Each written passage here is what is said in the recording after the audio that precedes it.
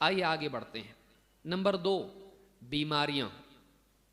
بیماری میں بھی آدمی ٹوٹ جاتا ہے، دوائی کھا رہا ہے، کھانسی اور کبھی کڈنی، کبھی پھیپھڑے، کبھی دل، کبھی کوئی اور بیماری ہے انسان کو، اور دوا کھاتے کھاتے کھاتے علاج کرتے کرتے کرتے انسان پریشان ہو جاتا ہے۔ ایک دوا دوسری بیماری پیدا کرتی، بعض اوقات ایسا بھی ہوتا ہے۔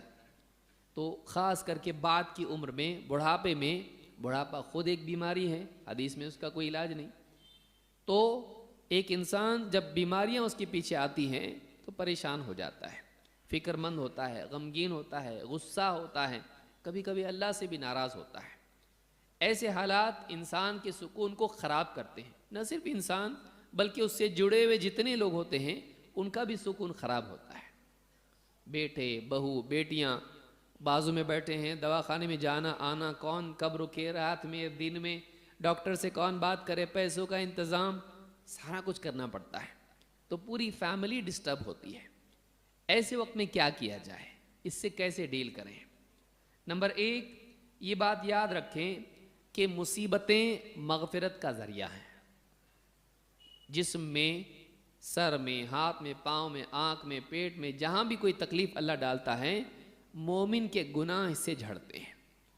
اس گناہوں کے جھڑنے کو اگر یاد رکھے تو انسان کے لیے مصیبت برداشت کرنا آسان ہو جاتا ہے۔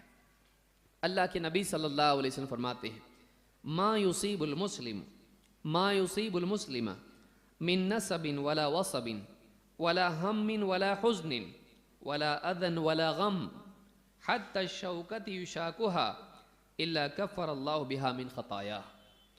کسی مسلمان کو جو بھی مصیبت پیش آتی ہے، چاہے تھکن ہو یا کوئی فکر لاحق ہو، کوئی پریشانی اس سے چمٹی ہو، ولا ہم کوئی فکر ہو، ولا حزن کوئی غم ہو، ولا اذن یا کوئی تکلیف ہو یا کوئی غم ہو۔ حزن حال کی اس کو کہتے ہیں، غم ماضی کے اس کو کہتے ہیں۔ تو ایک آدمی چاہے ماضی کا غم ہو یا حال کا غم ہو، یا اسی طرح سے کوئی فکر ہو یا کوئی پریشانی ہو، کوئی مصیبت ہو، کوئی تھکن کیوں نہ ہو، نصب تھکن کو کہتے ہیں، تو جب بھی یہ حالتیں پیش آتی ہیں، یہاں تک کہ ایک کانٹا بھی اس کو اگر چبھتا ہے تو اللہ تعالیٰ اس کے ذریعے اس کے گناہوں کو معاف کر دیتا ہے۔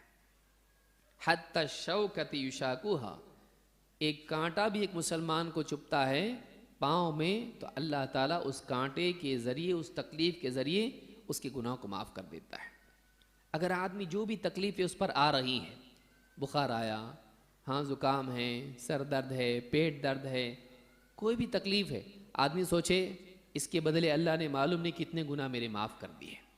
اگر ایسا سوچتا ہے، یا کوئی بڑی بیماری ہے، مسلسل ہر دن پریشان ہے، ہر دن اس کے گناہ معاف ہو رہے ہیں، ایک کانٹا چبھنے پر اللہ اگر مغفرت کرے تو بڑی بیماریوں پر کتنی مغفرت اللہ کی طرف سے ہوگی۔ تو اس کے دل میں بات رہے کہ ایسے بھی جانا تھا، ویسے بھی جانا تھا، لیکن اللہ دنیا میں جانے سے پہلے ہم کو پاک کر رہا ہے، ہم کو گندگی سے، دیکھیے گناہوں کی گندگی سے اللہ پاک کر رہا ہے۔ دنیا کی تکلیف چھوٹی، جہنم کی تکلیف بڑی، یہاں سے پاک ہو جائے گا، جہنم سے محفوظ۔ تو یہ اگر سوچتا ہے تو اس کے لیے تکلیف ہلکی ہو جاتی ہے۔ اس حدیث کو امام البخاری مسلم نے روایت کیا ہے۔ اسی طرح سے بیماری میں آدمی یہ سوچے کہ اللہ تعالیٰ جب کسی بندے سے محبت کرتا ہے تب اس پر پریشانی ڈالتا ہے، تو یہ چیز اس کے دل میں اللہ کی محبت اور بڑھائے گی، اللہ سے قرب پیدا کرے گی۔ اللہ کے نبی صلی اللہ علیہ وسلم فرماتے ہیں، ان عظم الجزاء مع عظم البلاء، بڑی جزا بڑی بلا کے ساتھ ہوتی ہے، بڑا بدلہ، انعام بڑی مصیبت کے ساتھ ہوتی ہے۔ جتنی بڑی مصیبت، اللہ اتنا بڑا انعام آخرت میں دے گا۔ وَإِنَّ اللَّهَ إِذَا أَحَبَّ قَوْمًا ابْتَلَاهُمْ، اللہ تعالیٰ جب کسی سے محبت کرتا ہے اسے مصیبت میں مبتلا کرتا ہے۔ فَمَنْ رَضِيَ فَلَهُ الرِّضَى وَمَنْ سَخِطَ فَلَهُ السُّخْطُ، تو جو اللہ سے راضی رہے اللہ بھی اس سے راضی ہو جاتا ہے، اور جو اللہ سے ناراض ہو جائیں اللہ بھی اس سے ناراض ہو جاتا ہے۔ اس حدیث کو امام ترمذی ابن ماجہ نے روایت کیا ہے۔ اس حدیث سے بات معلوم ہوتی ہے کہ کسی انسان پر مصیبتوں کا آنا کبھی اس وجہ سے بھی ہوتا ہے کہ اللہ تعالیٰ اس سے بہت محبت کرتا ہے. عجیب. دوسرے کہ ہم تو جس سے محبت کرتے ہیں اس کو تکلیف سے بچاتے ہیں، تو اللہ جب کسی سے محبت کرتا ہے اس کو تکلیف میں ڈالتا ہے، ایسا کیوں؟ آپ یہ سوال اس آدمی کے ذہن میں پیدا ہوگا جس کے سامنے صرف دنیا کی تکلیف ہے، جس کے سامنے آخرت کی بھی تکلیف ہو، تو یہ دیکھے گا کہ اللہ تعالیٰ اس کو جھٹک پٹک کے یہاں صاف کرتا ہے، اور آخرت میں جب جائے گا تو کوئی گناہ نہیں ہوگا، بڑی تکلیف سے بچ جائے گا جہنم سے. تو دنیا میں اللہ رب العالمین ایک نیک بندے پر بھی تکلیفیں ڈالتا ہے، جس سے اس کو محبت ہوتی ہے اس پر تکلیف ڈالتا ہے. کیوں؟ تاکہ یہ ہمیشہ اللہ سے جڑا رہے. اچھے حالات آتے تو کتنا یاد رکھتا اللہ کو، ہاں برے حالات آتے تو اے اللہ اس کے بعد کبھی نہیں کروں گا، یہ چھوڑ دوں گا، سگریٹ چھوڑ دوں گا، اللہ فلمیں دیکھنا چھوڑ دوں گا، فلاں چیز نہیں کروں گا، لڑکیوں کو نہیں چھیڑوں گا، ہاں فیس بک ڈیلیٹ کر دوں گا. اللہ آدمی جب مصیبت میں ہوتا ہے اللہ تعالیٰ سے گڑ گڑا کے مانگتا ہے.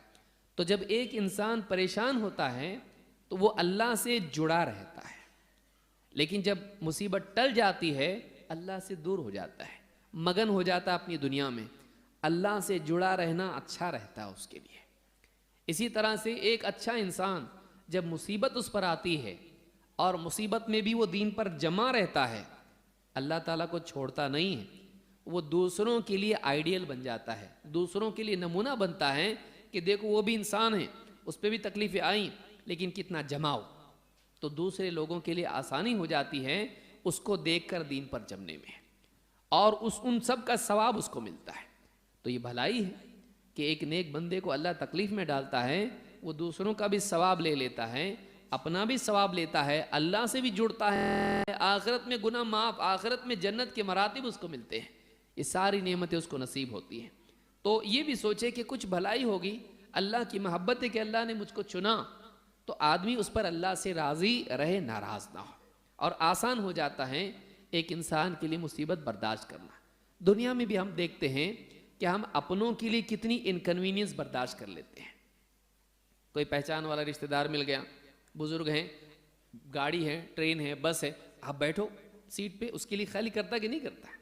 تکلیف برداشت کر رہا. کیوں؟ اس کی محبت کی وجہ سے، کہ بھئی اپنے ہیں یہ، ان کے دل میں محبت پیدا ہو جائے گی.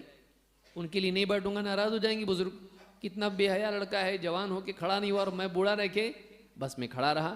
ان کی محبت کی وجہ سے وہ اس کے لیے تکلیف اٹھاتا ہے. اللہ کی محبت میں نہیں اٹھا سکتا کہ میرا رب ہے، اللہ تو جو چاہے کر، میں راضی ہوں، تجھ سے ناراض نہیں ہوں، تکلیف تو تکلیف، تو میرا مالک ہے. یہ آسان ہو جاتا ہے جب اس طرح سے آدمی سوچتا ہے.